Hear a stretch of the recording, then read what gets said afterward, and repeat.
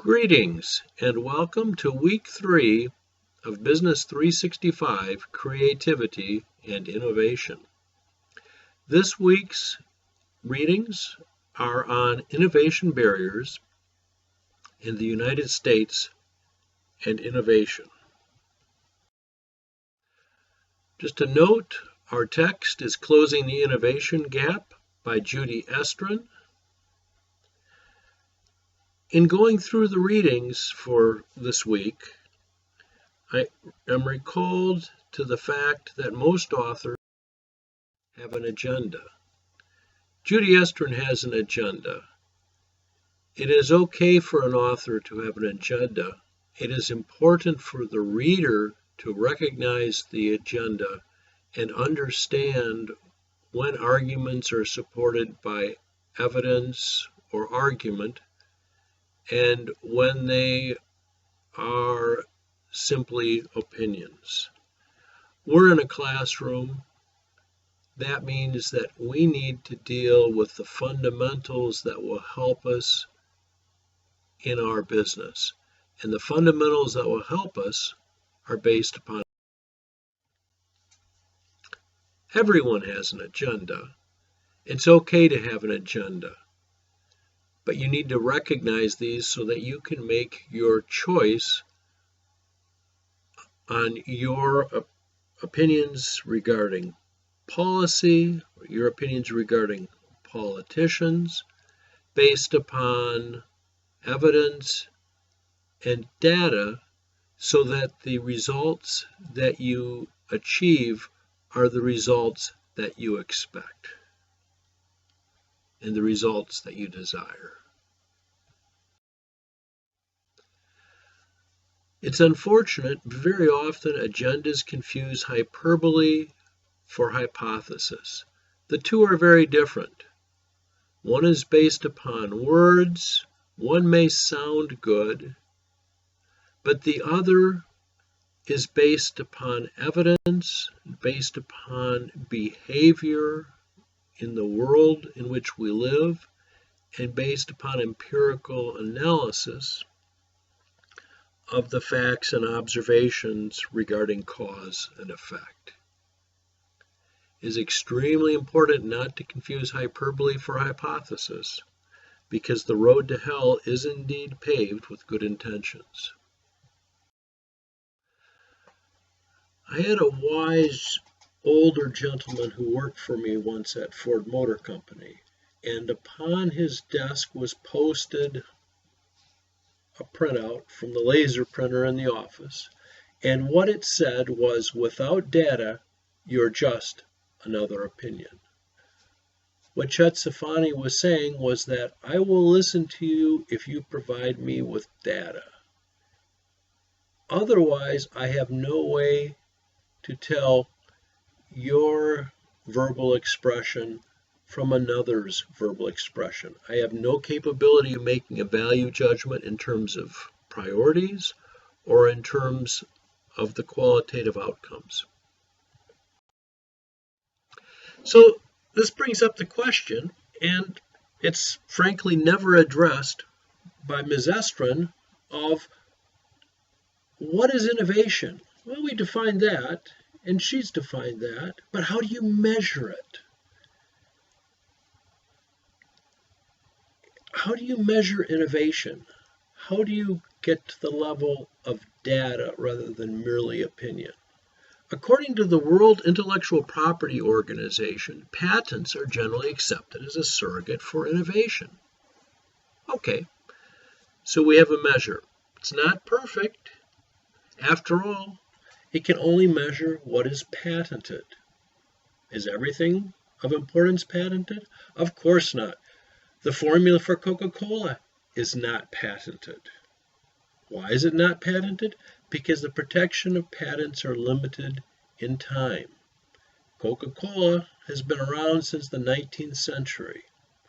Obviously, they've had better protection not being patented. They might have been if they were patented. Do patents guarantee protection? Of course not. There's plenty of intellectual property theft. So it's an imperfect measure but it is a measure. It's something that we can work with. What's happening globally with patents? This is great for providing perspective on what is happening globally with innovation. Incidentally, let me just take an aside here before going into this graph. Where do these graphs come from? These graphs all come from Google. Here's a tip for you. If you want to do research quickly, put your search terms into Google and then click on images.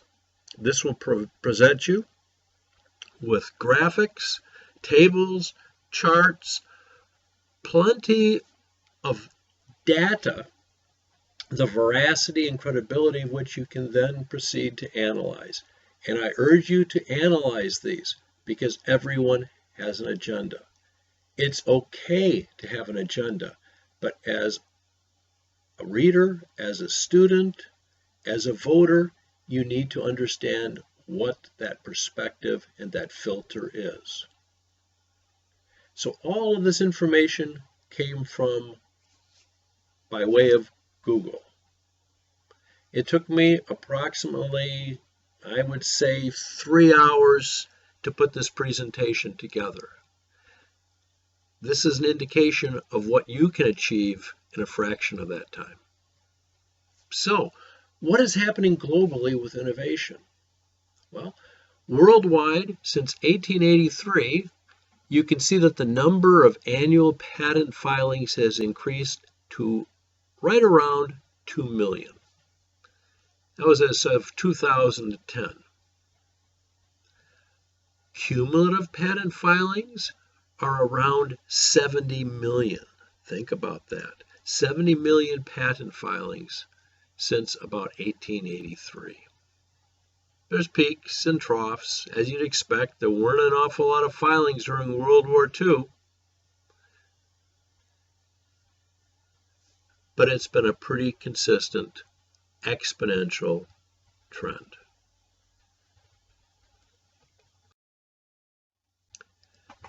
Well, Ms. Estrin claims that the U.S. is losing its edge in innovation.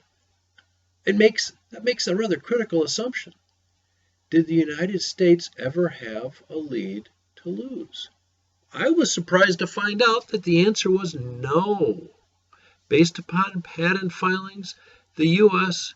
has actually been number 2 to Japan for some time. Again, it's an imperfect measure, but the United States, based upon patents, does not have a lead to lose. They are number 2 to Japan. In this, you can see what's happened in some other countries, and you'll see that the U.S. level of patents has increased rapidly from 2000 to 2006. This was the latest data that was available. So has that in Korea. China has just rocketed forward in the number of patent filings. Now, please note, this is not patent filings in a country. This is patent filings by country of origin. Those are different things because people from the United States file patents in the United States. They file patents in other countries that have meaningful intellectual property protections. Some countries don't. Some countries don't subscribe to the compact between countries that participate in the patent system. So this is patent filings by country of origin. What are the trends? These are really kind of interesting. And again, as you look through the data, some periods don't align exactly with others. It's a bit of a problem, but a lot of these kind of academic researches are only performed on an intermittent basis. So let's look at what we can see here. This is really an interesting graph. In dark blue, you see Japan. And you can see that Japan had more patents for its country since about 1975 than any other country. So the innovation leadership that's being lost is of Japan's, and you can see that taking place. That light blue line is the United States the light blue line that's catching up to Japan in this graphic. The red line that's rocketed to number 3, that's China. You're not surprised by that. But here's the interesting one. Look at the other light blue line, the one that is pretty much keeping up with Japan, or even had leadership over Japan until about 1978, then flattens and drops off the map. That's Russia. This is what happens when you have a fantastic education system in an economy that implodes and mass immigration and brain drain. That's what you call losing innovation leadership. Well, what gets patented? This is an interesting graphic. It only goes through 2005. This again is from the World Intellectual Property Organization. And what you see is that the largest area of innovation is electrical engineering. Second largest is instruments, including medical technologies, optics, measurement, this sort of thing. It's kind of interesting. But then again, if you look around you at the world in which you live, the innovations that touch your life, guess what? Those are electrical engineering, those are in optics. The overall trend has been of increase. Look at the rate of annual growth. The rate of annual growth for most categories of innovation is around, between 3 and 5%. Who files patents in the United States? You're probably not surprised, but maybe you are. IBM, number 1, by a considerable margin. You probably were thinking Apple, Google, Microsoft. Those are big players. IBM is at the top of the charts. Samsung, obviously those are innovations that are in Korea that have been patented in the US. Canon, Sony, Toshiba, Panasonic, same story, and then there's some other players. But this is where innovation comes from. It's still primarily from large organizations. Large organizations that are putting significant funds into research and development. I'll tell you this, those organizations aren't expecting they're getting short-term gain from those patents. They know that there's a long haul there. But they know that there's a payoff. There's some arguments made in Estrin's book about what some of the causes are of the decline of innovation. One goes and points the finger at Ronald Reagan, which, I'm sorry, the man's been dead for 20 years, right? Okay, maybe not quite 20, but his administration has been gone for over 30.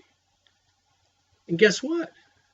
Spending increased significantly during the Reagan administration, so it wasn't his thrift. If you look at what's happened recently, it's surely not Obama's thrift.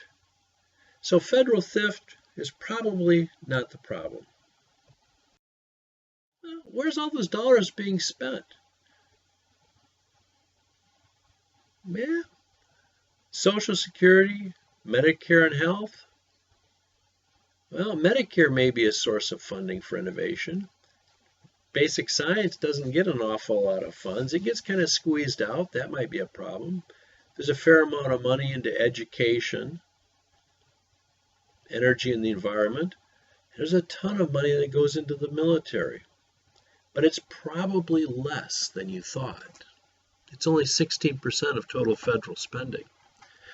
Now, what you're probably not aware of is that an awful lot of military spending is targeted towards innovation. It may not be the sort of innovation that would be your first pick, but autonomous vehicles, electric vehicles, vehicle-to-grid power, robotics, and a whole host of technologies, the military is literally on the bleeding edge. Their goals for innovation are public knowledge. I really encourage everyone to read these because they read like the future plot direction for a science fiction novel. Military is a hierarchical conservative organization with very unconservative innovation goals. So what might be the problem? Could it be the Kardashians? Reality television and all of that? Perhaps. I'm kind of leaning that direction myself. But they're probably deeper root causes. How about R&D spending? You'll see this as an explanation of what's wrong with the United States. This is information on research and development spending as a share of gross domestic product from 1995 through 2013. And what you'll see is that the United States research and development spending as a percentage of GDP has increased from about 2.4% to about 2.8%. Actually, the last data I saw was 3.5%. Well, it's been increasing. That's more than China. It's about the same as Germany. It's a lot less than Japan or South Korea. Is that a good number or a bad number? Some folks will say we're falling behind. Remember, that's a percentage of gross domestic product, and the gross domestic product of the United States is significantly higher than South Korea, or of Japan, or of Taiwan, or of Germany. Certainly, research and development spending in the United States exceeds the European Union average. So this could always be higher. Frankly, this includes private corporate research and development, which is significantly larger than government research and development. But whether you prefer one or the other may be a value judgment, and that preference needs to be based upon research of its own. What might be some of the issues, okay, in terms of innovation? Maybe it's the cost of filing a patent application. Higher patent application costs might deter people from filing for patents. What you can see from this is that the cost of filing a patent application in the United States is it's significantly higher than other countries. Is that it? It could be. That could deter small inventors from filing patents. Maybe the issue is Luddites. What are Luddites? Well, Luddites were the people who ran around the countryside destroying looms in early industrial England because they thought the looms were destroying jobs. They were anti-technology. This author, Mr. Atkinson, believes that while the right cringes at crony capitalism and insists the government should not partner with private industry, the left equates business success to the 1%. Combined, these viewpoints contribute to neo-Ludditism, a growing fear of innovation and technological progress. Misperceptions of how technology will impact privacy, labor markets, health outcomes, and personal freedoms are perpetuated by interest groups and the media and damage America's ability to effectively compete internationally in the most advanced industries. Maybe that's part of the problem. Hey, there are protests everywhere. There are folks who don't like genetically modified foods, irrespective of the climbing needs for food and agricultural products around the planet to feed starving populations in a warming climate. There are folks who are against stem cell research. There are people who want to make the planet have clean air and reduce our dependence on imported energy, but don't want nuclear power. There are folks who think that we should have safe medicines, but we don't want to do animal testings. Science is important and knowledge of biology, but we don't want to do dissection. And there are people who protest against vaccinations. There's protests everywhere. In Michigan, where I live, there was destruction of some large research farms that had little, if anything, to do with genetically modified foods that were destroyed along with a decade's worth of research by protesters. So maybe that's part of the problem with innovation in this country. What is probably the issue? This cartoon probably captures it. Politics affects everything, whether it was those issues or the issues that I will address in the coming slides. The key is everyone has an agenda. Know what it is and know what your agenda is. My opinion is it comes down fundamentally to education. This is growth of master's degrees in the United States. I graduated from business school in 1980. Back then, a master's degree was somewhat unusual. Now, it's pretty commonplace. I read an article the other day. It said that master's degrees are as common now as undergraduate bachelor's degrees were in the early 60s. As I said, I graduated with a business degree. The key to innovation, though, is where are those master's degrees? Innovation? But it comes from business. I may have shared this. I don't think I have shared this story. My housemate, my first year, is a gentleman by the name of David Tepper. Started one of the first hedge funds. He's now worth $6 billion, and the business school is named after him.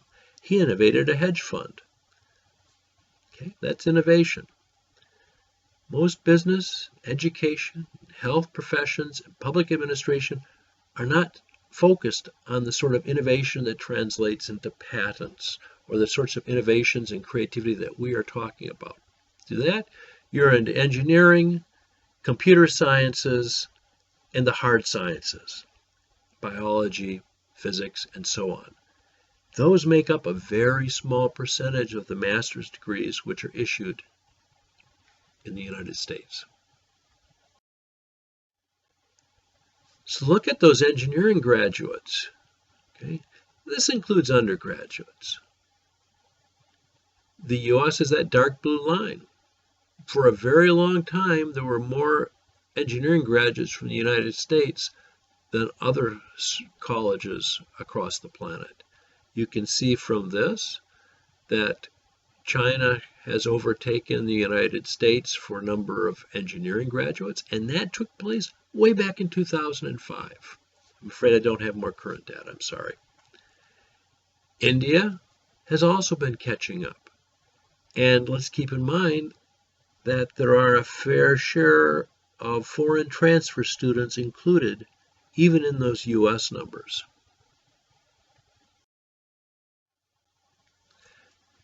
This is science and engineering degrees as a percentage of new degrees. We know that the United States graduates more college graduates than pretty much anywhere in the world. But what do they get degrees in? This is science and engineering degrees as a percentage of new degrees. Lots of people going to school, but of the countries listed, the U.S. is dead last in terms of engineering and science degrees. That's probably not a good sign for innovation. PhDs. There might be some good news here.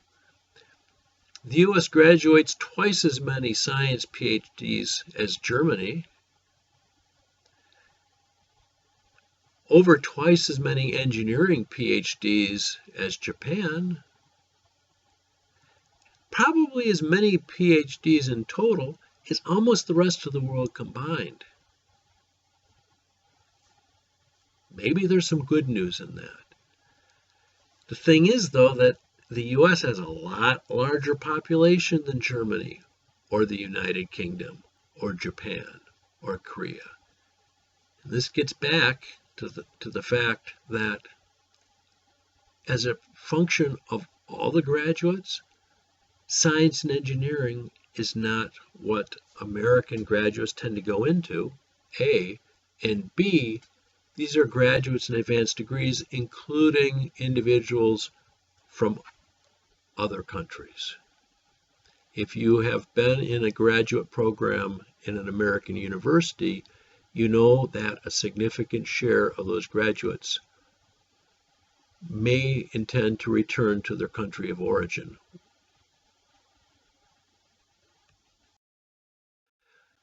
What's at the root of the problem? Well, I've kind of pointed in the direction that it's my view that the root of the problem is education. There is something really interesting that helps you get to the root of the problem. What's the root of the problem? The root of the problem, well, before you can go and become a PhD, you must have a master's degree. Before you can have a master's degree, you have to have a bachelor's degree. Before you have a bachelor's degree, you have to graduate from high school. And before you graduate from high school, you have to go to elementary school. So education is not a destination, it's your journey. The Program for International Student Assessment, which comes out of the OECD, the OECD is the Organization for Economic Cooperation and Development. The Program for International Student Assessment takes a look at testing outcomes from educational systems around the world. And what it attempts to do is to take a look at how good a job education systems are doing in England, Germany, the United States, China, you name it. That's their goal. How good a job are we doing? Obviously, the better the job we do in primary and secondary education, the better job we can do in advanced education, which in turn may, with the appropriate choice of degree major, lead to innovation. Well, is it spending on education? How does the U.S. do on spending on education? Well, this is a little tough to see, but you can see that for all secondary education, the United States spends about $12,731 per pupil. That's about $3,000 more than the average country in the OECD. With this data, which was compiled in 2011, you'll see there are countries that spend more per student than the United States. As it happens, the last news release that I saw from CBS for the past year actually showed that the U.S. now spends more per student than countries like Switzerland, which previously spent more per student than we did. This tries to make some of the numbers a little less of an eye chart, and this just takes a look at the spending for pre-primary education, primary education, and secondary education, comparing the United States spending per pupil to the OECD average. Yeah, so what's the OECD average? England, Germany, Poland, Portugal, a whole pile of countries. So spending may not be the issue, but we don't know until we look at what we're buying with our education dollar. This is what tells us how we are doing with that education dollar. What's the value we're getting for those dollars spent on education? You're staring at this chart. I know you are, and you're wondering, where is the United States? And you're starting to read down that chart. Well, if you read from the top of the chart, it will take you a lot longer to get to the answer than if you read from the bottom of the chart. Let me go forward to a slide so it's a little bit less of an eye chart. Oh, there's the U.S. Here you go. This looks at just mathematics scores and science scores. There's reading scores as well. The U.S. does pretty good on reading. Remember, reading, writing, and arithmetic. Let's look at arithmetic and science. First, let me help you understand how to read this chart. Across the top, there's the mean score on the PISA test in 2012. The PISA test is a standardized test given to students at schools across the world, native language, all that sort of thing. OECD average is 494. The share of low achievers, those who score below level 2, for OECD on average is 23%. The share of top performers in mathematics, those who score at level 5 or level 6, is 12.6%. On average, the scores got a little bit less year over year. How about science? Average PISA score in 2012 was 501, and the score got a little bit better. So who's at the top of the list? Schools in Shanghai, China, 613. Look at that. That's 20% better than the average. Singapore, Hong Kong, Chinese Taipei, Taiwan, okay, Korea, Macau, China, Japan, Liechtenstein, Switzerland, Netherlands, Estonia, Finland, Canada, Poland, Belgium, Germany, Vietnam. Vietnam is in the top 20. Keep going down the list. There's a big jump in the list here. That's why there's that blue bar. Russian Federation, Slovak Republic, the United States, a couple of steps above Hungary and Croatia. Okay. Similar story for science. But here's the other thing. Besides just the average scores, take a look at share of low achievers. U.S., worse, larger percentage of low achievers than the OECD average. And share of top performers, lower than the OECD average. Math scores are low, but we have more poor performers and fewer good ones. Science, obviously, a similar sort of story. My book, this is where the problem lies with innovation and creativity.